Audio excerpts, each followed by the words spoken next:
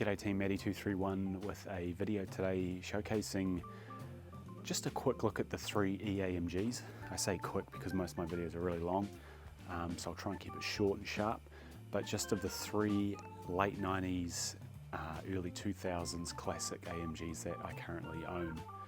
So we'll go through a little bit of a background on them and just the quirks of each car, you could say. What car I think's best depending on what you're wanting out of an AMG. So let's jump into it. Right team, so starting with the first out of these cars that I bought is the 55. I bought this back in 2020, end of 2020, just sort of as COVID sort of was coming to an end in the first part of 2020, like in August, September. I paid 15,000 New Zealand dollars for this car, and it had 135,000 kilometres when I bought it, which you could say is probably like 75,000 miles, maybe 80,000 miles. Yeah, probably 75,000 miles. So in New Zealand, in US dollars, for everyone outside New Zealand, that's roughly about 8,000 US dollars. This is a JDM car. So this car was imported from Japan in 2015, and it's a JDM spec. So is my 1998 E55. This is also a Japanese car imported in 2005, so it's been in New Zealand for 21 years now, and it was imported with, I might be wrong, I think it was like between 50 and 100,000 Ks, and it's done a staggering 278,000 Ks now, and that's probably the most reliable one out of all of them. And the 211 has done 212,000 Ks, and I've barely driven it this year because I've just got something to do on it, which I'll talk about soon. And the E63, which is the newest car I've got, so I picked this up in 2025 last year in October, after I visited Europe for the first time ever and went to the Mercedes factory and stuff. And I bought this, and this car was $16,000 from memory, with 130,000 Ks just ticked over on the clock. And yeah, so such good cars for the money. And this is the thing, people go, people who don't know cars, and just people in general think, these are fancy, expensive cars. The only parts that's sort of expensive and fancy about them is the maintenance of them.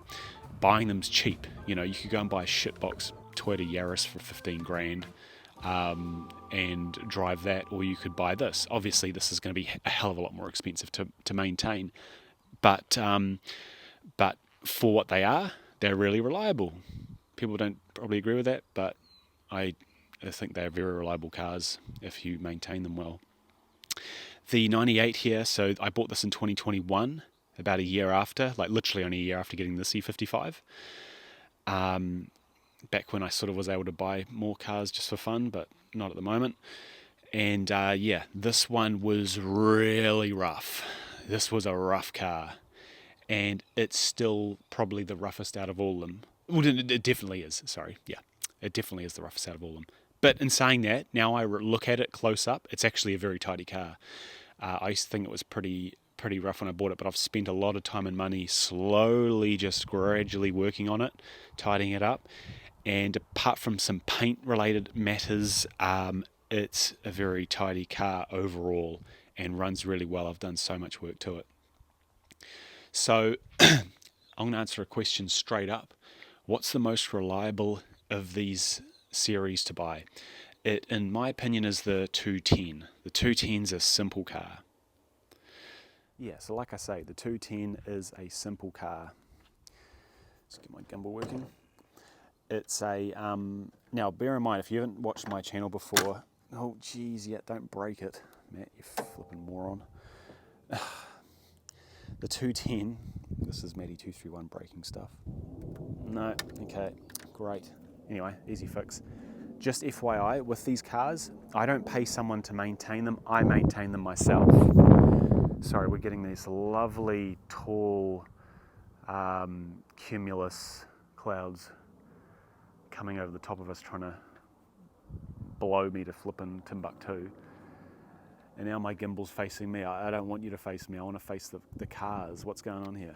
Oh Jesus, this is why I don't make fancy videos, because I just hate dealing with all the technology, but I'm trying to make this one semi-fancy.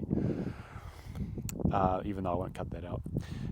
Yeah, so I maintain all these cars, right? Now, I'm not a mechanic out of school or trade or university or anything like that. I'm self-taught. So I look after all three of these cars, because if I went to a shop, mate, I wouldn't be able to afford these cars. They're just horrendously expensive to work on, and I don't trust most mechanics. Most mechanics don't care about the cars like I do, so they're just going to, you know, blow through everything, can rip things apart and strip things and break things and put it all back together. Like that thing there. I'm going to fix that though, because that's going to drive me nuts. But yeah, so the 210 is a simple engine. It's naturally aspirated 5 litres. Let me just zoom this fucker out here. Naturally aspirated 5 litres, 350 horsepower, simple engine. Single overhead cam, 3 valve per cylinder, no variable valve timing, simple. Even this car's got no secondary air injection. So funnily enough, the Japanese models, as you can see here, have a setup for a secondary air pump, which you'll find on a lot of models. This one does not have that. It's even got the harness still there, unused, which is quite interesting. So, you know, very simple, especially in this Japanese version. And actually, I need to fix the clips on this cover. FYI team, if you own a car with the hood like this and you're missing the star, this one actually I might need, it's been glued like that for a while now. This star is simply the star off one of these hubcaps, carefully removed. So you see a lot of them missing them. This one was missing as well. You just pull that off gently and you can glue that on, make it work. But yeah, simple engine, simple braking system. Talk about that on the 211. It's just a simple car, right? Now I'm gonna leave that just latched because I don't want to break that plastic. The Japanese models came well equipped, HID headlights or xenon headlights, either or, the cool mono wiper, sunroof, etc. Even rear heated seats, which you don't get on many cars. You can see I haven't wiped that in a while. I don't like my cars dusty, but anyway. So you've got heated seats in the back, which is quite cool. You've got a rear blind, again, quite a cool feature. And yeah, so jumping inside team, sort of jump to start on the 210. Now, as for a comfortability, this car is very soft. It rides on spring shock, standard spring suspension, rear multi-link suspension. It's very simple. So it's the most comfortable, but it's very unstable in my opinion compared to the W211s. It's not a car that goes around corners really well. It's that sort of old school classic, just cruise sort of feeling that you got in those sort of 90s Mercedes-Benz cars. The qualities of the interior is pretty good. Like for the time, it's pretty good. The wood trims are beautiful. And the pre-facelift E55s have a little more special equipment in terms of you get this very rare AMG wood shift knob. This one's not in the best condition, but it's still pretty mint. And you also get the Affalterbach Germany AMG tray here. And yeah, so you don't get that on the facelift. The facelift of this from late 1999 had leather shift knob and didn't have that sort of unique part there. So I think these are pretty special. And these obviously were the last of the AMGs, or the cars made, the last AMG E-Class, sorry, I should say, made in Affalterbach from an actual E500 vehicle. This one, yeah, as I say, I've done a lot on this car. Some of it's documented in my YouTube videos. If you want to go and watch them, they're pretty old videos now. But, you know, I need to still fix the steering wheel here. This car's been abused. Someone at some point, or for a lot of its life, it's sat outside. It's gotten hot. The dash is cracked. I've got a brand new dash, actually. Well, not a brand new dash, but I've got a dash that's got from a car with like 40,000 Ks on it. It's mint. It's still like sort of matte black looking and factory looking. But yeah, the 210 suffers from some of these like interior quirks where the quality lacks a little bit. But this car has been abused prior to me owning it, and it's still in very good condition. Bear in mind, I've replaced a lot of things. I've replaced all the center wood trim here because it was literally like sand color, like sort of beigey yellow. someone spilt something, the sun baked the nuts out of it, so all that's been replaced. But fundamentally, it's a very strong car, I think. But in my opinion, it's still nothing on the W211. Good solid door close.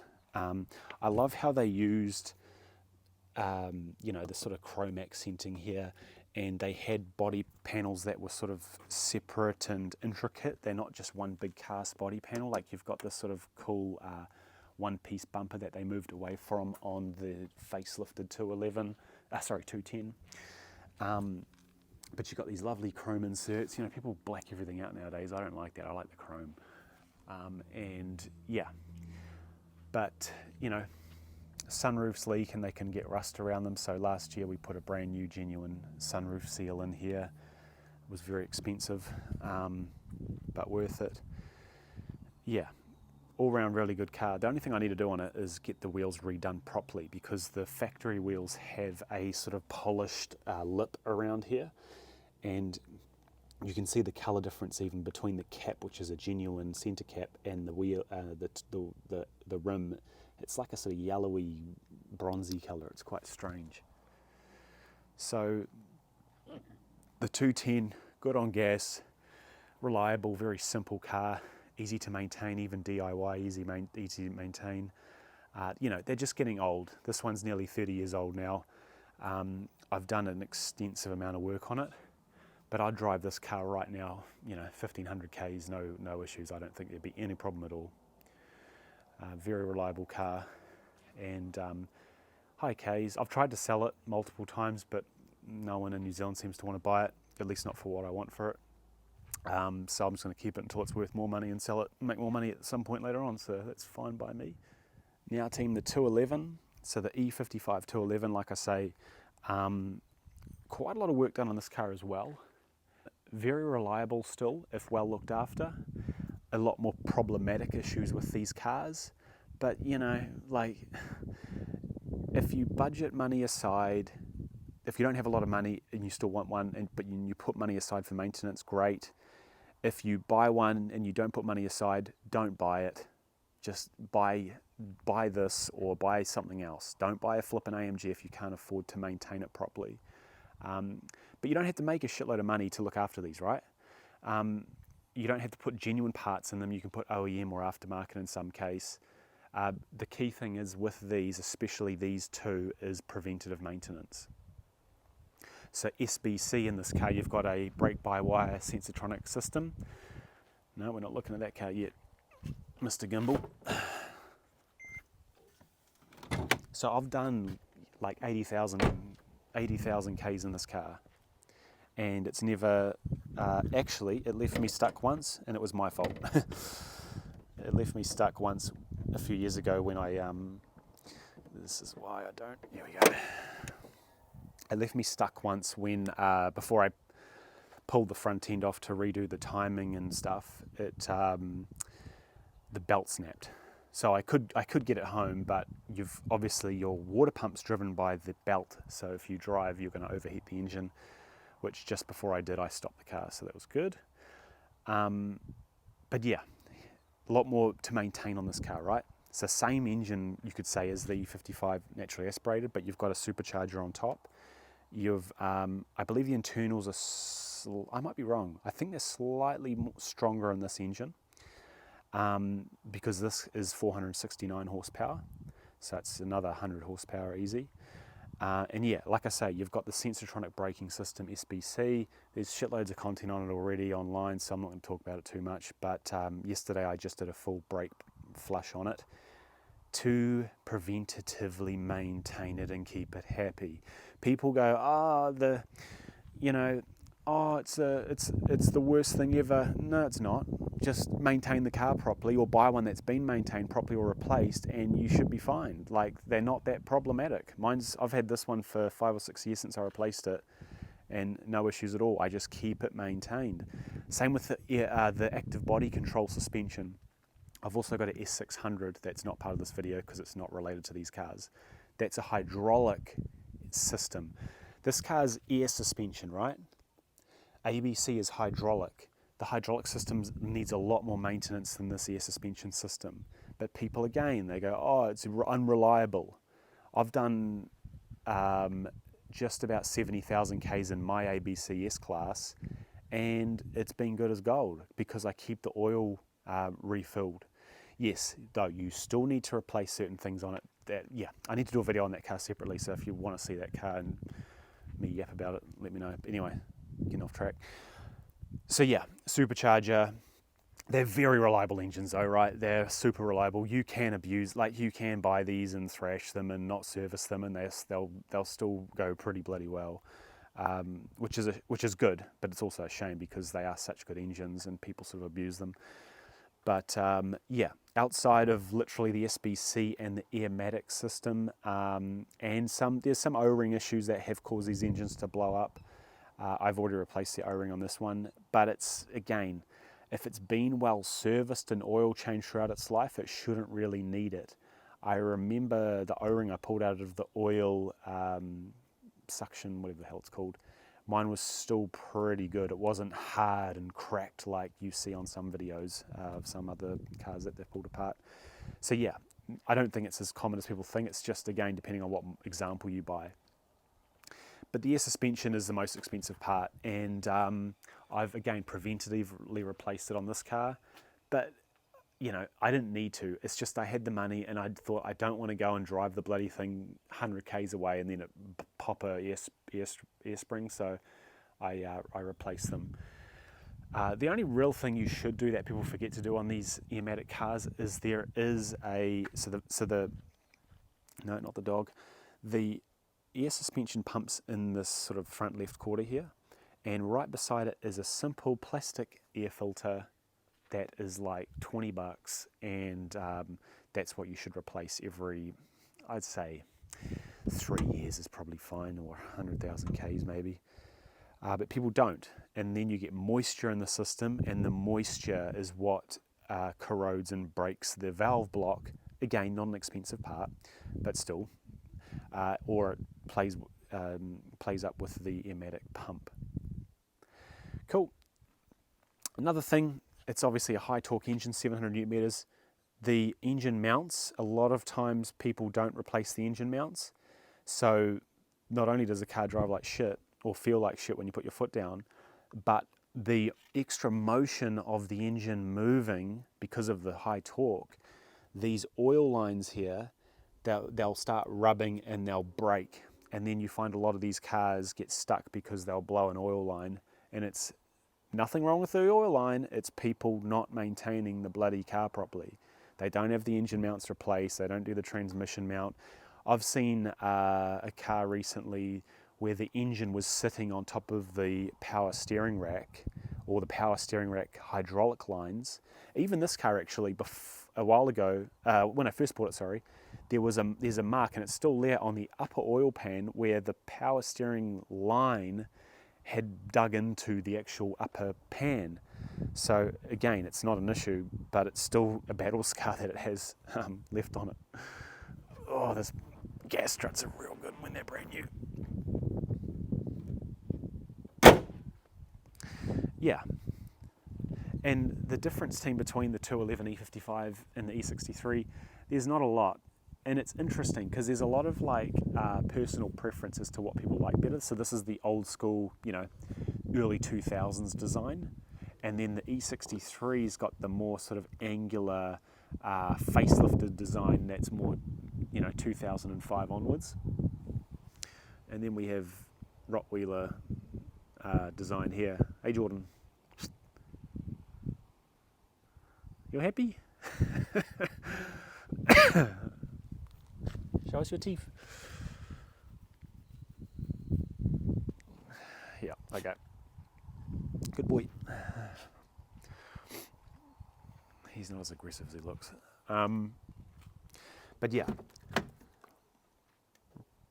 So this car, in my opinion, is my all-time favourite car that I've ever owned. In terms of a great, just daily, all-rounder, take it out for dinner, go to work in it, go for a thrash, it's really good. It's still a big, heavy E-Class, but it's a great car. But since owning the E63, yeah, it's pretty hard. It's pretty neck and neck. So the interesting thing is that there's also a lot of stuff online where they say that the facelift E-Class is much better and it's the best one to have, and the pre-facelift shit and it's full of electrical problems and all this. Again, from my experience, I disagree. I think the 211 is a very, the pre-facelift I should say, 211, 2003 to 2006 roughly. These are very well built cars, especially the interiors. The quality of the sort of, I'm sort of quite a detail oriented person, but just the door cards, for example, are really nice quality. The plastic they used even here on the sills is a lot better wearing, and it retains that sort of original leather look-alike. Whereas the E63, the plastics are a lot blacker and they sort of a bit more polished looking. And I'll show you an example on the E63 actually quickly, just to compare. But if you're detail oriented, I do like the interiors of the pre-facelifts better, even to the extent where I've replaced all the door cards in my E63 with E55 door cards because they're so much better quality. See, look at that nice grey look there.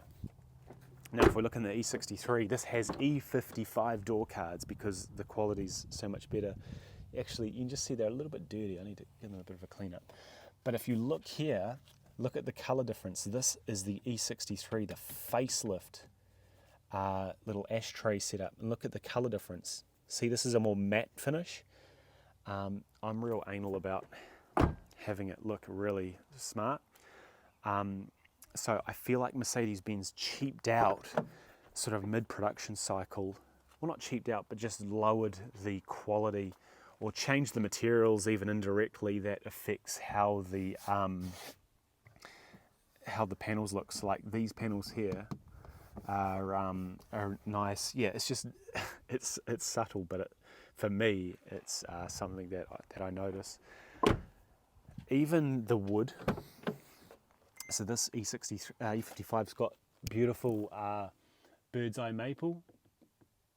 It's still not in the original, like, real dark condition. But if you look here in the E63, if we look at the shifter surround here, it's not as it's like, it looks actually okay on camera here, but it's not as good.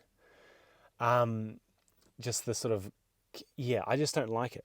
Whereas you look here on the door from these E55 door cards, and the wood here's darker, and it just looks nicer, I believe, than this sort of lighter wood. It's not, people think it's a different wood type. It's not. It's just the fading, I believe, of the wood. So it's either a quality issue or something like that. Because if you look at the end here, that hasn't had sun exposure, look how dark it is. So it's a shame that they fade so much. So again, a good way to tell if a car's been outside for a lot of its life is that. But yeah, again, wolf in sheep's clothing. No one ever, people say, oh, everyone looks at these cars and they're head turners. I barely ever have anyone look at this car and go, oh, that's a nice car, that's a nice Mercedes.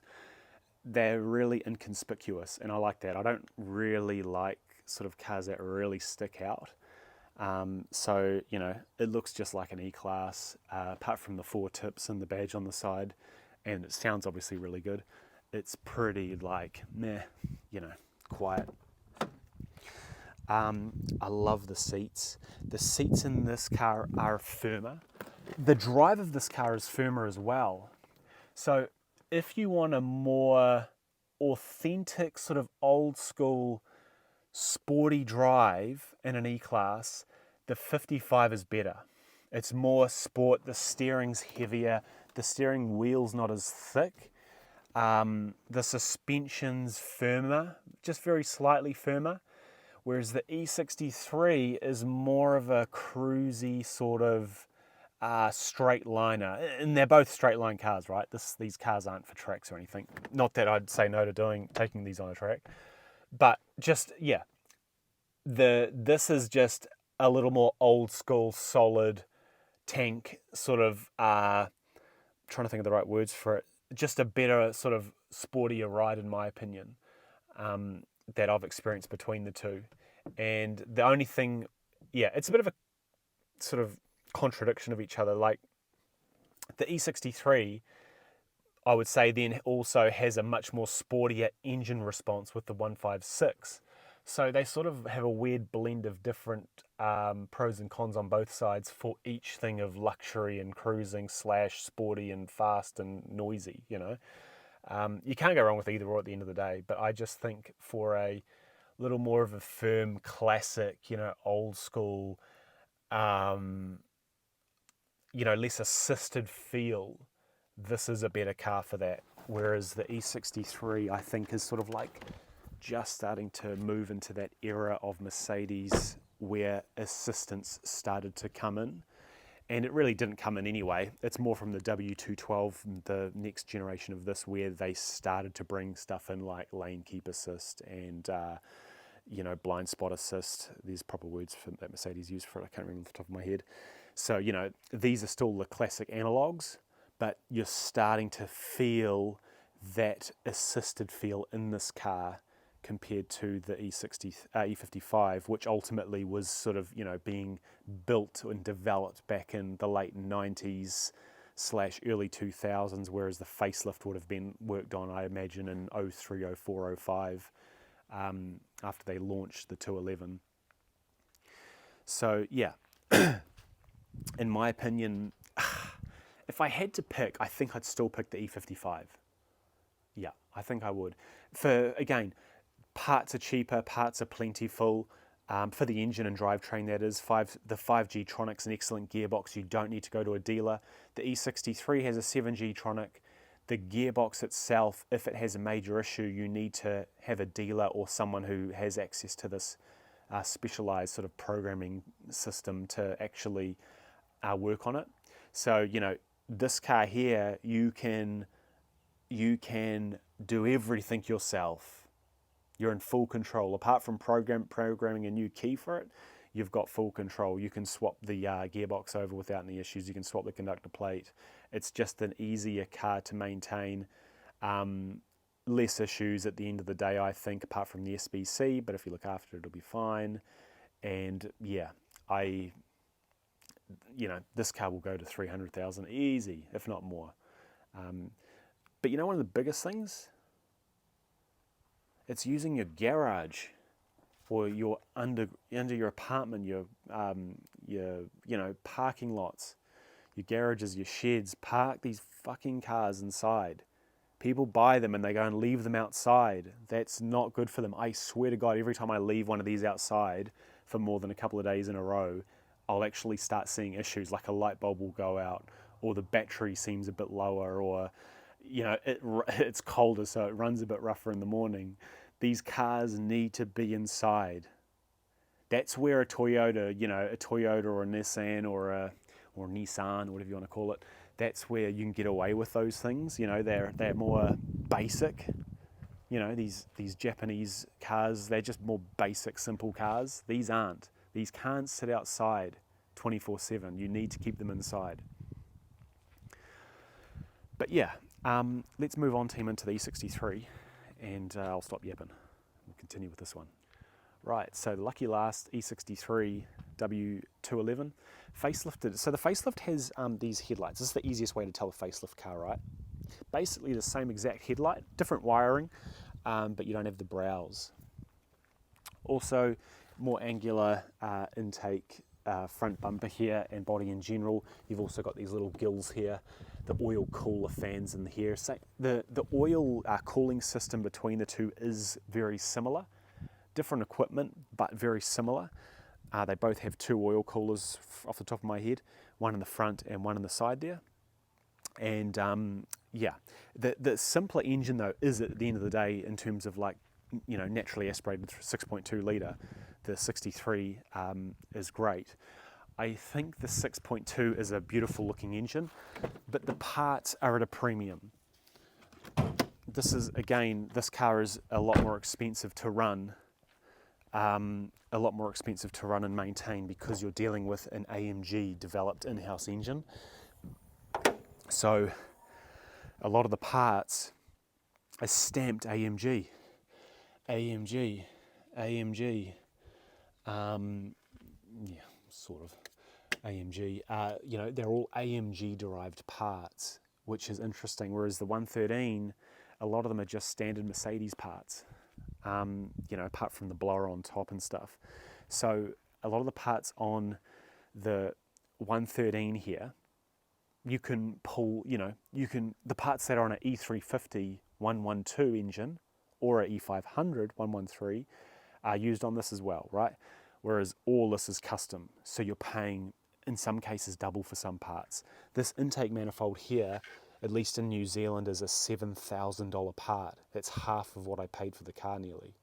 Just this intake, and it is a part that needs to be serviced. So at some point in the coming few years, I will buy one of those, which will be annoying. Yeah, so mindful of that.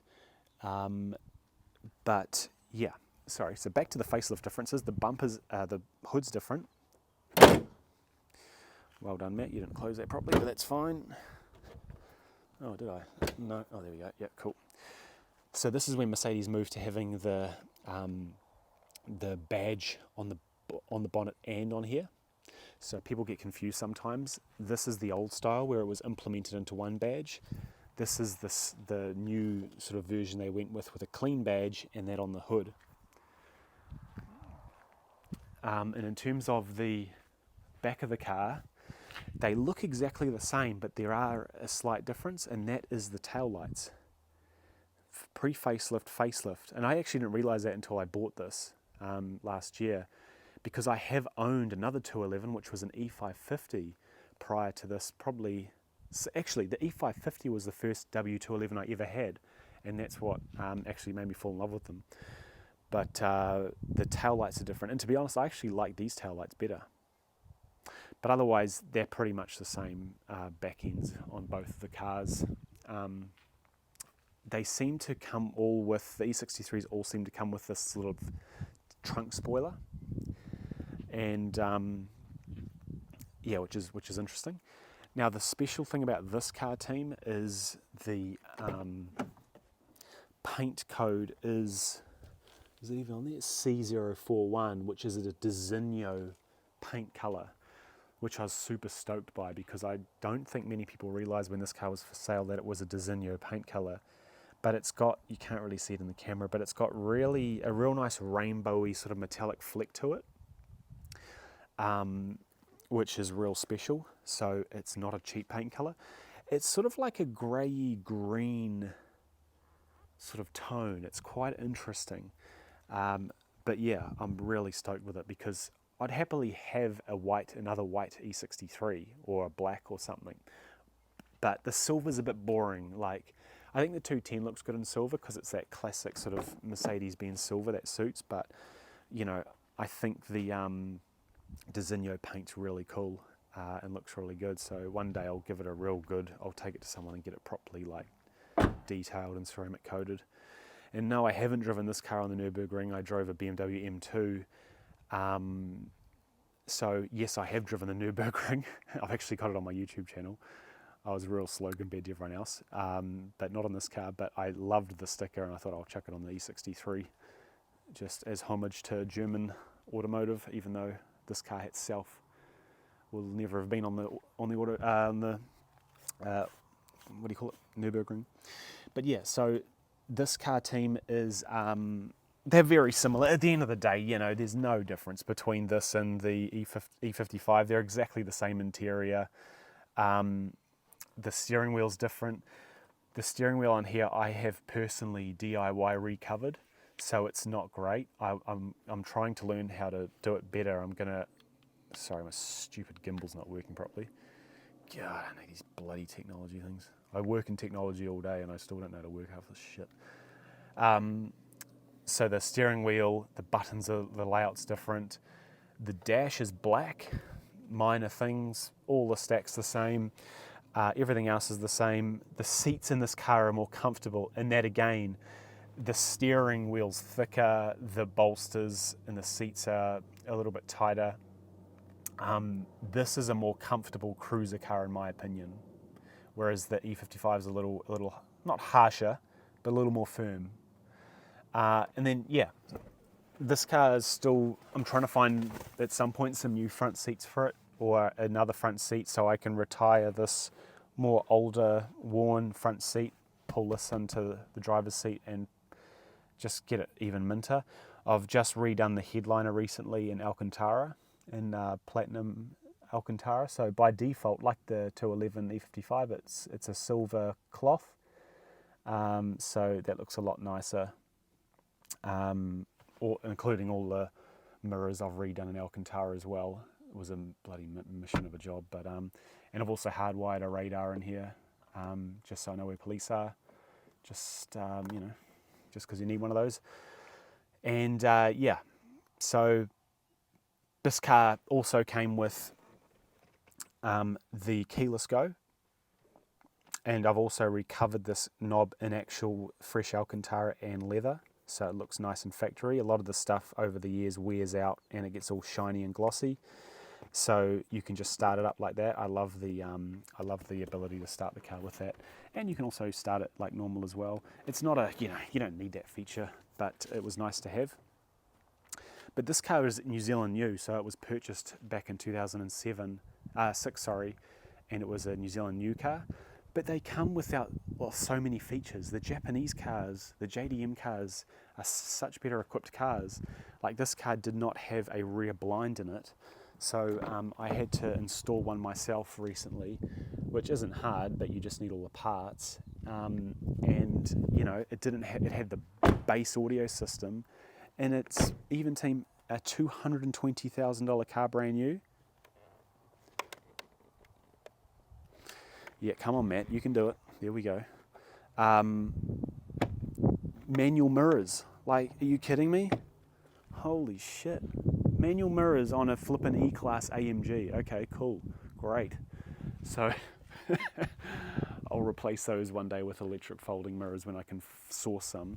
But yeah, the Japanese cars, Harman Kardon audio, rear blind, xenon headlights, tilt steering sensitive headlights, you know, all the bells and whistles from Japan, whereas this New Zealand new one, they come like poverty spec for some reason, even though it's the top of the line car. The keyless go is the one thing this does have though. Cool, so what's the fastest in my opinion? I'm going to say off the line the E55, definitely. I think it'd be real close between the two. Really close. The 210's slow. It's still fast, but it's slow for these guys here. So definitely the E55 I think is still the quickest. But I'd say it'd be neck and neck. I'd love to race them side by side down a drag strip one day. The 7G-tronic is faster. It's not way faster, but it is faster, just by that little margin. Whereas the 5G-tronic in here is a little slower. I have done the TJ Mary TCU tune, I believe it's called, just the bass tune, and it shifts at a higher RPM. But it's a sort of weird, slow, progressive shift, but it's still quicker than the stock one.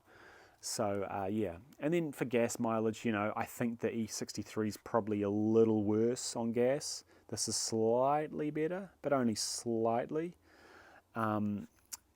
especially on the highway and stuff. But around town, they're both terrible.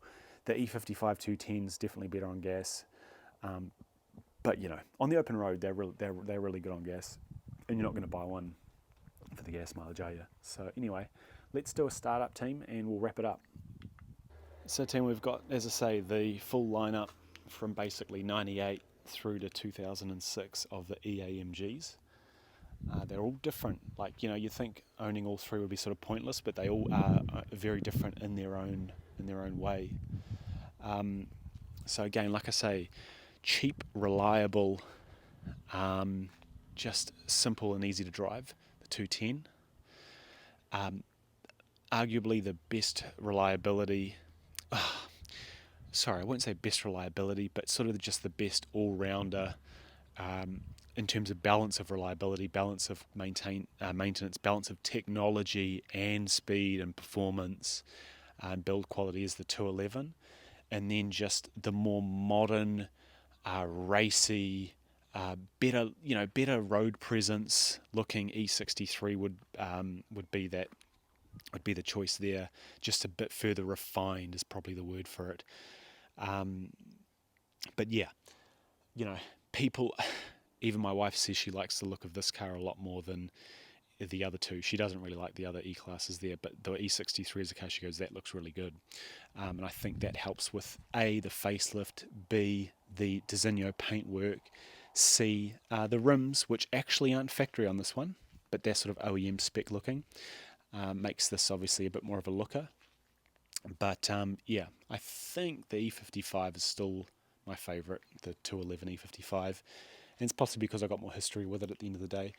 But yeah, if I just want to blow off some steam, the E63 is great.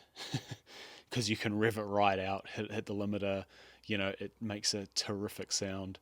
The E55 is just great for a nice cruise up into town or on the back roads. Same with the 210 even. The 210 just is not as comfortable. Like while I said earlier in the video, I'd love, you could drive at 1500 k's without batting an eyelid. Yes, but it's not as comfortable. Like, it's a smooth ride, but the seats aren't there. The E63 has the best seats.